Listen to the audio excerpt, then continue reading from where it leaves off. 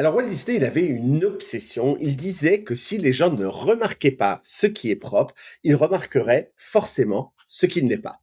Et donc pour lui, la perfection, eh bien, elle était dans les moindres détails, et c'est ce qui a fait d'ailleurs la magie de ses parcs. Pour vous donner un exemple ultra concret, il a fait installer des poubelles dans ses parcs à thème tous les 30 pas.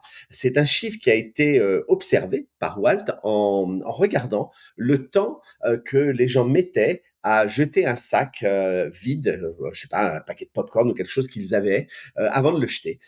Et puis Walt, lorsqu'on, par exemple, on se balade dans Main Street, eh bien, il a mis en place, par exemple, des choses comme une fausse odeur de pain pour que, eh bien, les gens se sentent vraiment comme totalement intégrés dans la magie du parc à thème et dans le land dans lequel ils étaient.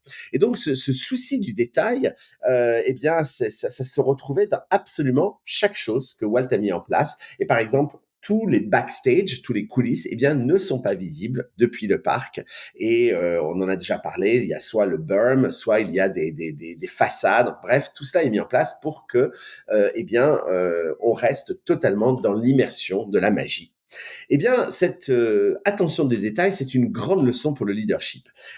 Parfois, en tant que leader, on a tendance à se concentrer sur les grandes idées, les plans stratégiques, les visions à long terme, les résultats finaux. Et c'est très bien parce que c'est vraiment le rôle d'un leader.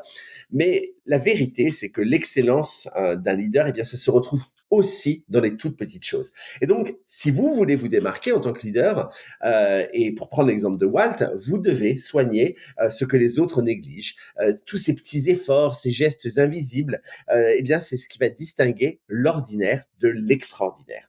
Et c'est l'accumulation de tous ces petits détails qui va créer la confiance et l'impression durable de qualité de votre leadership et de l'équipe que vous menez.